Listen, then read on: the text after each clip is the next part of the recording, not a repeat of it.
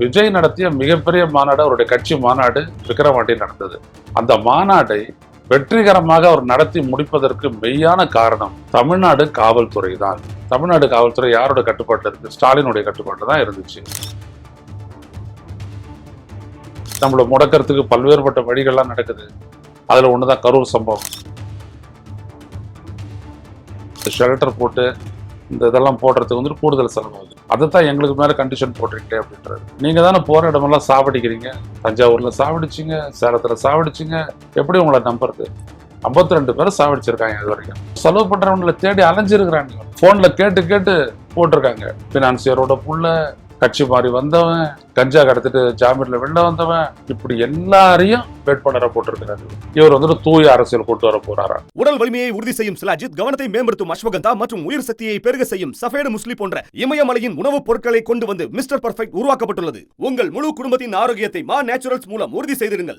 100% இயற்கையான மூலிகை பொருட்கள் மூலம் உருவாக்கப்பட்ட மிஸ்டர் பர்ஃபெக்ட் மற்றும் மிஸ் பர்ஃபெக்ட் தலைமுறையாக குடும்பங்களின் உடல் வலிமை, மன வலிமை மற்றும் மகிழ்ச்சியை பெருக செய்கிறது. உங்கள் மகிழ்ச்சியான பயணத்தை துவங்க www.mannaturals.com என்ற இணையதளத்தை பார்வையிடவும் அல்லது வாட்ஸ்அப் எண்ணிலும் தொடர்பு கொள்ளலாம்.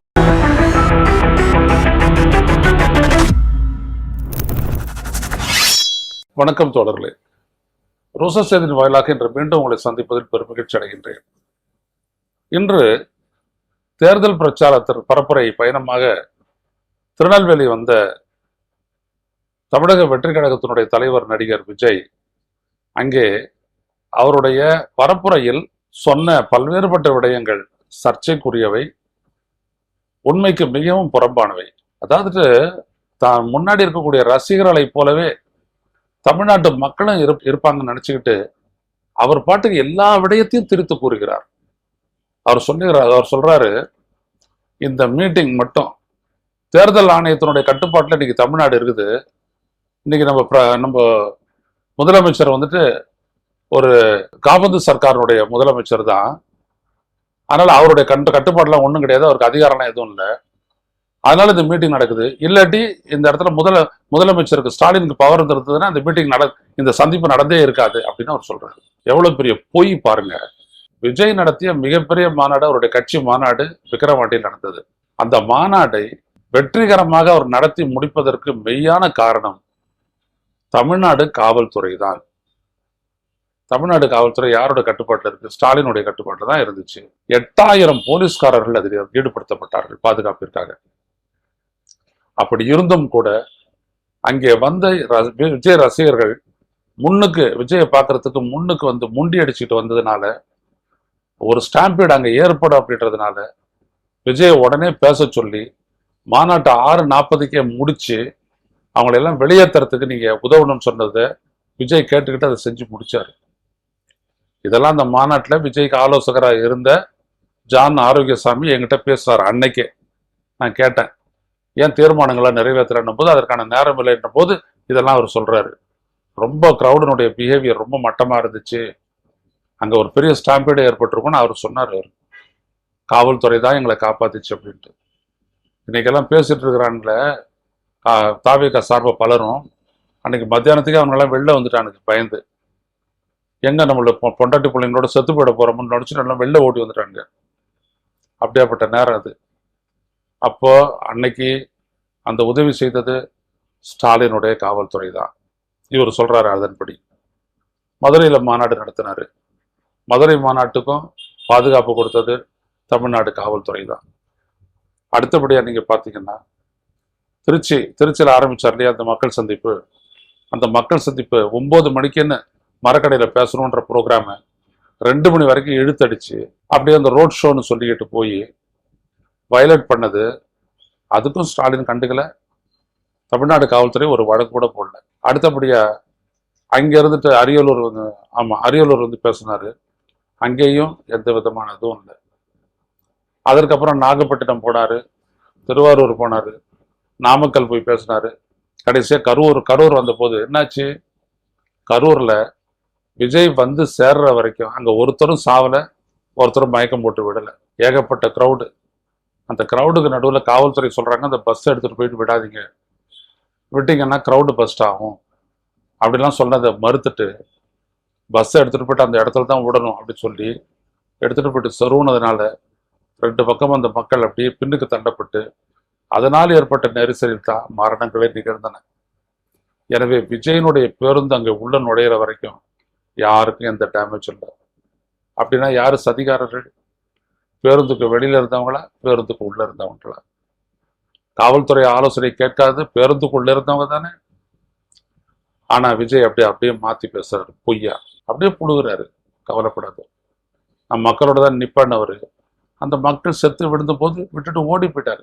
விமான நிலையத்துல சொல்றாங்க 30 பேருக்கு மேல செத்து போயிட்டாங்க அப்படின்ட்டு. அவர் பாட்டு கண்டுக்காத தூக்கத்துல நடக்கிற மாதிரி போனாரு. அதுக்கப்புறம் பேசவே இல்லை. அப்புறம் 70 நாளைக்கு வெளில வரவே இல்லை. இன்னைக்கு என் மேல படியை தூக்கி போடுறேன்னு சொல்றாரு விஜய். ஆனா உண்மையில என்னாச்சு?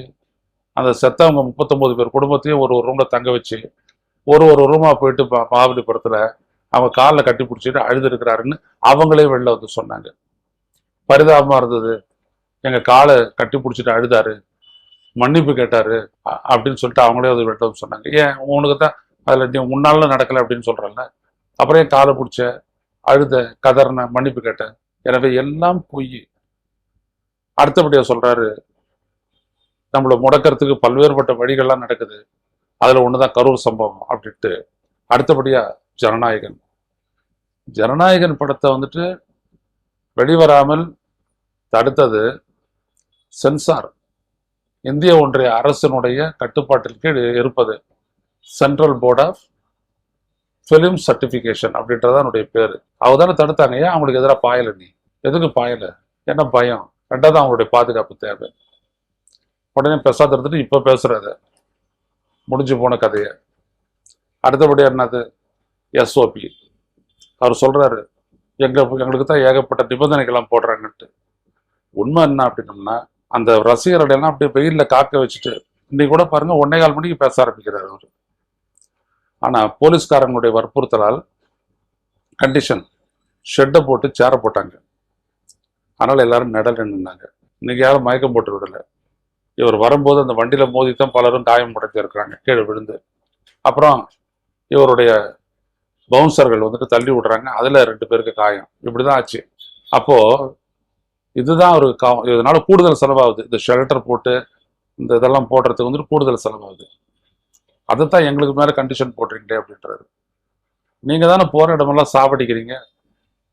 தஞ்சாவூர்ல சாவடிச்சிங்க, சேலத்துல சாவடிச்சிங்க, எப்படி உங்களை நம்புறது? 52 பேரை சாவடிச்சிருக்காங்க இது வரைக்கும். சாவடிச்சுட்டு சொல்றான் தனக்கு பாதுகாப்புக்கு அச்சுறுத்தல். ஒண்ணுமே ஒரு ஆவல.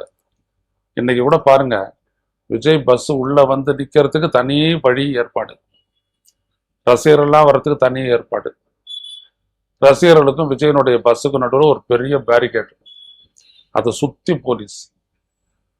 இவ்வளவு பாதுகாப்பு யார் கொடுக்கறது? தமிழ்நாடு போலீஸ் தான் கொடுக்குது. ஆனா விஜய் புழுகுறாரு, கட்டுப்பாடுகள் விதிக்கிறாங்க. இந்த மாதிரி பல அவர் சொல்றாரு, ஊழல் ஊழல் ஊழல், எங்க பார்த்தாலும் ஊழலாம். அதையெல்லாம் மக்களுக்கு வேற தெரியுமா? மக்களுக்கு தான் தெரியுமா? அப்புறம் நீ வந்து பேசுற ஊழல் ஊழல் ஊழல் அப்படின்றிய?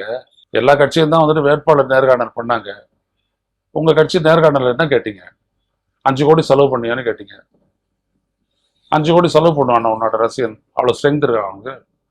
எல்லாம் ஓடி போயிட்டான். கடைசியில் வெளியாட்களையே 100 பேருக்கு மேல வேட்பாளர்களை போட்டிருக்கீங்க. ஏன் உங்க ரசிகனை போடக்கூடாதா? எவ்வளவு காலம் அந்த விஜய் மக்கள் இயக்கத்துல இருந்தான், அவர்களே வேட்பாளர்களை போடல. ஏன் போடலைன்னா அவங்களுக்கு தான் செலவு பண்ண முடியாது. ஸோ செலவு பண்றவங்களை தேடி அலைஞ்சிருக்கிறாங்க. அவங்க போன்ல கேட்டு கேட்டு போட்டிருக்காங்க. பினான்சியரோட புள்ள, கட்சி மாறி வந்தவன், கஞ்சா கடத்திட்டு ஜாமீன்ல வெளில வந்தவன், இப்படி எல்லாரையும் வேட்பாளரை போட்டிருக்கிறார் இவர். இவர் வந்துட்டு தூய அரசியல் கொண்டு வர போறாரா? மக்கள் யோசிக்கணும், இதெல்லாம் எப்படி சாத்தியம்? தனது கட்சியை கூட ஒழுங்கா கட்டமைக்க தெரியாத ஒரு நடிகனால் எப்படி நாட்டை சரியாக ஆள முடியும் அப்படின்றத மக்கள் யோசிக்கணும். எதுவுமே தெரியல. இன்னைக்கு அவர் வேட்பாளர் அறிமுக கூட்டம் தான் இதுக்கு பேரு. வேட்பாளர்கள் 7-8 பேரு. ஒருத்தரை கூட பேரை சொல்லி அடைக்கல, ஒருத்தரை கூட அடையாளப்படுத்தல, ஒருத்தரை கூட பேருந்து மேல எடுத்து நிற்க வைக்கல. எதுவுமே தெரியாது. இவர் தான் கணேசன், இவர் தான் வெங்கட்ராமன், இவர் தான் அது, இவர் தான் இது தெரியாது. எப்படி அறிமுகப்படுத்துறது? ஸோ இவர் வந்து ஒரு 19 நிமிஷம் உளறி கொட்டிட்டு போயிட்டாரு. இந்த 19 நிமிஷம் தான் இவர் அதிகமாக பேசுனது சமீப நாட்கள்ல. இதுக்கு 1 மணி நேரம் கொடுக்குறாங்க தேர்தல் ஆணையம் பேசுறதுக்கு. நேற்று சைதாப்பேட்டையில் பேசுறதுக்கு 1 மணி நேரம் கொடுத்தாங்க. பத்தாது அப்படின்ட்டாங்க. பேச போறது 19 நிமிஷம். அடுத்த பேச போற இடம் டி நகர், 1 கிலோமீட்டருக்குள்ளதான். அப்படி போனீங்கன்னா வந்துருப்போது டி நகர். ஆனா 1 மணி நேரம் பத்தாதுன்னு வீட்டிலேயே படுத்துட்டாரு இவரு. இன்னைக்கு கூட பாருங்க எவ்வளவு தூரம் திருநெல்வேலி வரைக்கும் போயிட்டு அப்படியே போயிட்டு தென்காசி, கடையநல்லூர் அப்படி பேசலாம்ல. அது மட்டும் பேசிவிட்டு உடனே விழுந்தடிச்சு ஓடி வந்துட்டாரு சென்னைக்கு ஃப்ளைட்டை பிடிச்சி. நல்லா கவனிக்க, விஜயனுடைய நோக்கம் என்னன்னா ஸ்டாலின் அரசின் மீதான அவநம்பிக்கையை ஏற்படுத்துவது. அடுத்தது தலித்துகள், முஸ்லிம்கள், கிறிஸ்டியன் இவருடைய ஓட்டை வந்துட்டு திமுக கிட்ட வந்துட்டு பிரிக்கிறது. இது 2 தான் அவருடைய எஜெண்டா. அதுக்கு தான் அவர் வேலை செய்யறாரு. அதுல வந்துட்டு முஸ்லீம்களையோ கிறிஸ்டியனுடைய தலித்துகளையோ பிரிக்கிறதுல அவர் தோத்து போயிட்டாரு, முடிஞ்சு போச்சு. பெண்களும் அவர்கிட்ட இல்லை, எல்லாமே காலி.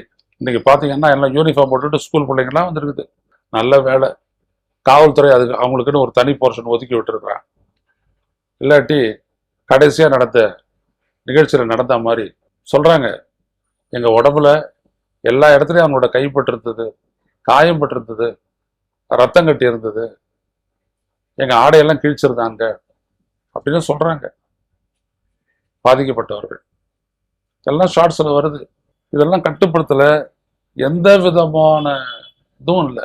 அவர் பாட்டுக்கு அப்படியே அவர் பாட்டுக்கு வர்றது போறது, எருதின் பொன் காக்கை எறியாது அப்படின்ற மாதிரி இந்த ரசிகர்கள் படக்கூடிய துன்பத்துக்கெல்லாம் அவர் எந்த இடத்துலையுமே பதில் சொல்றது இல்லை. இந்த மாதிரி ஒரு மனிதரை நீங்க எங்க பார்த்துருக்கீங்க? இப்படிதான் எம்ஜிஆர் நடந்துக்கிட்டாரா, விஜயகாந்த் நடந்துக்கிட்டாரா? அவங்களும் நடிகர்கள் தான். எங்கன்னா எதனா நடந்துட்டு போகுது, நான் சுகமா வந்துட்டு போனோம், அவ்வளவுதான். எந்த இடத்துலையும் கட்டுப்படுத்துறதெல்லாம் எதுவுமே கிடையாது. ஸோ இப்படிப்பட்ட ஒரு மனிதர் தான் அடுத்த ஆட்சி அமைப்பாரா இவரு? ஏதோ ஒரு குருட்டுத்தனமா பேசிட்டு இருக்கிறாரு. ஆனா தெரியும், அவரெல்லாம் தெரியாதெல்லாம் இருக்காது, தெரியும், தெரிஞ்சுதான் பேசிட்டு இருக்கிறாரு. எனவே விஜயனுடைய ரசிகர்கள் புரிஞ்சுக்கணும், இந்த ஆளு பேசுறதுல ஏதாவது ஒரு உண்மை இருக்கா அப்படின்ட்டு. இது வெறும் உணரல்ல, திட்டமிட்ட பொய் கூறல், திட்டமிட்ட நடிப்பு. காகிதத்தில் எழுதிட்டு வந்துட்டு பார்த்து பேசி இப்படி ஒரு நடிப்பு நடிக்கிறார். இதை புரிந்து கொள்ள வேண்டும். இவரை பற்றி மேலும் பேசுவோம். நன்றி, வணக்கம். ஊடகம் கார்ப்பரேட் அரசியல்வாதிகளின் கைப்பாவையாக, அடிமைகளாக இருந்தது போதும். இனி சாட்டை எடுத்து சுழற்றும் நேரம் வந்துவிட்டது. ஊடகம் பொதுமக்களாகிய உங்களுக்காக, உங்களாலேயே இயக்கப்பட வேண்டும். ஊடக சுதந்திரத்திற்காக உங்களின் பங்களிப்பை இன்றே அளித்திடுங்கள்.